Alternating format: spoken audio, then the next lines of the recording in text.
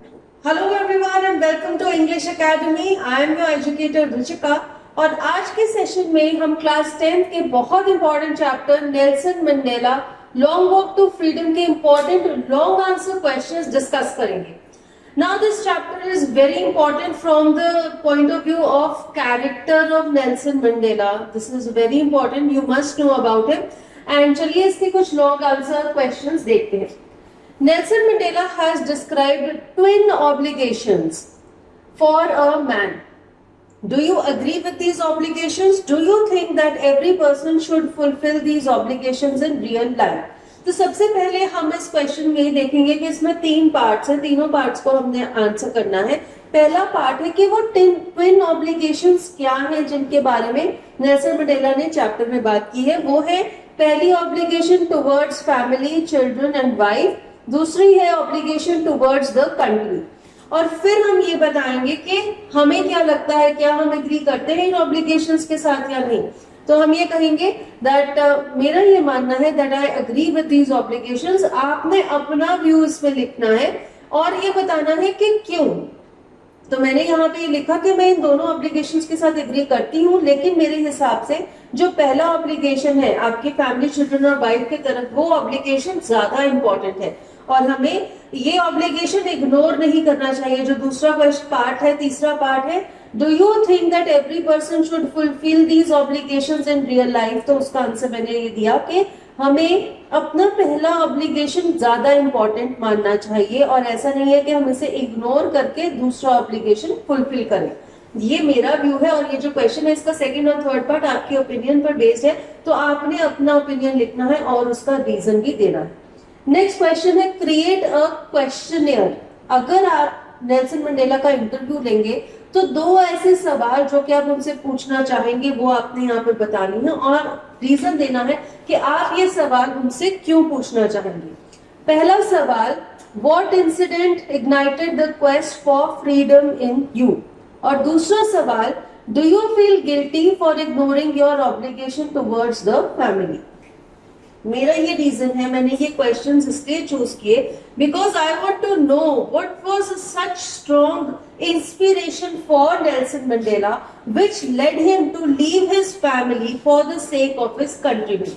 सो Nelson Mandela को ऐसा क्या इंस्पिरेशन मिला, इतना ज्यादा मोटिवेशन, ऐसा क्या इंसिडेंट था जिसकी वजह से उन्होंने ये फैसला लिया कि उन्होंने अपनी फैमिली को त्याग दिया अपनी कंट्री के लिए। Another question, what lesson does Nelson Mandela give about courage, hate and love? ना ये क्वेश्चन काफी इजी है आंसर करना बिकॉज इसके बारे में आपको डायरेक्ट इंफॉर्मेशन चैप्टर से मिल जाती है। करेज के बारे में उन्होंने बताया that it is not the absence of fear but it is the victory over fear.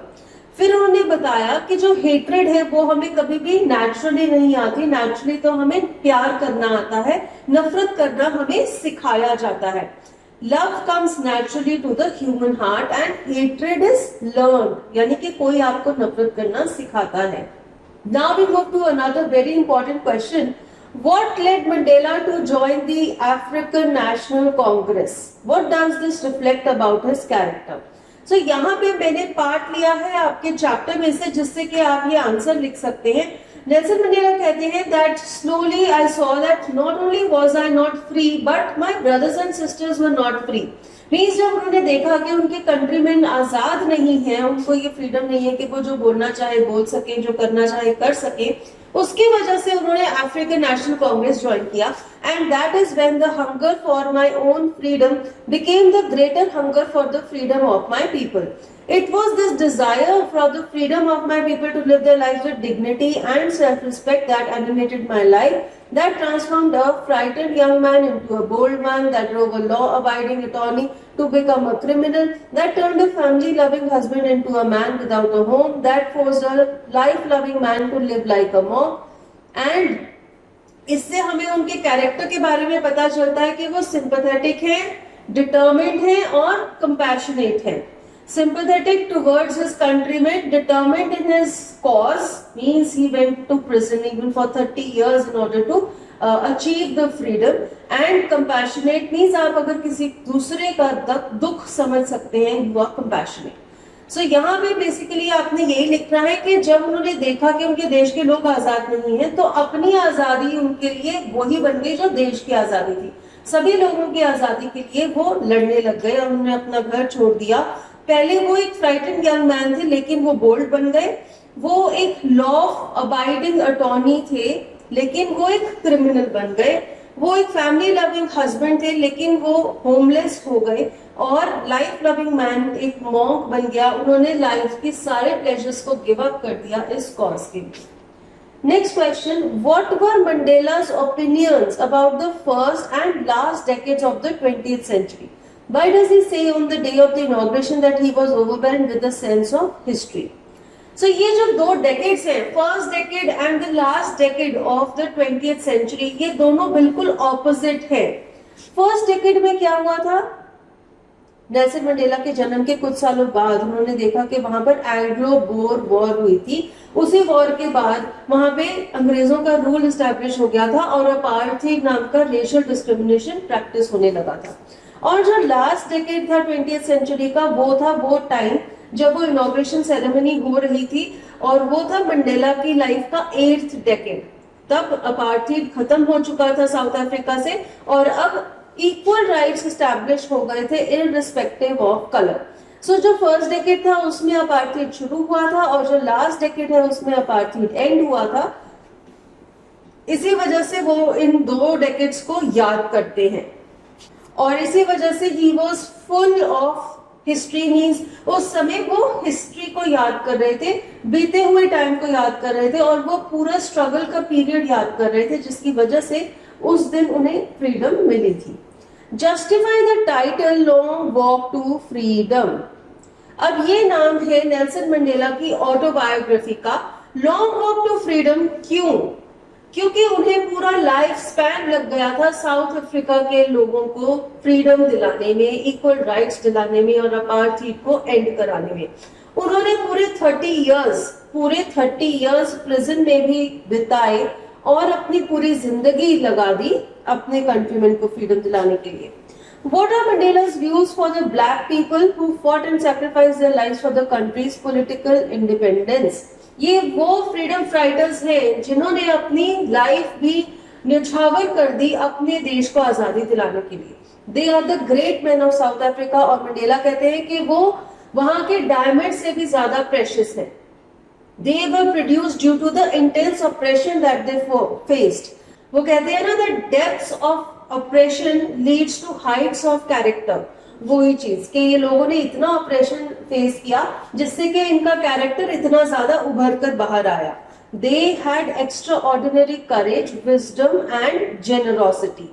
They are the true wealth of the country. He learned about courage, hate and oppression from these great men. So इन्हीं great man की कहानियों से Nelson Mandela ने करेज, hate और operation के बारे में सीखा। और क्या क्या सीखा आप वो भी इस आंसर में ऐड कर सकते हो। Next important question, we who were outlaws not so long ago have today been given the rare privilege to be host to the nations of the world on our own soil. Elaborate. So यहाँ पर Nelson Mandela कहते हैं कि हमें पहले तो outlaws समझा जाता था, लेकिन आज हमें ये प्रिविलेज दिया जा रहा है कि हम नेशन के, पूरे वर्ल्ड के नेशंस के सारे जो ग्रेट लीडर्स हैं उन्हें होस्ट कर पा रहे हैं अपनी कंट्री में।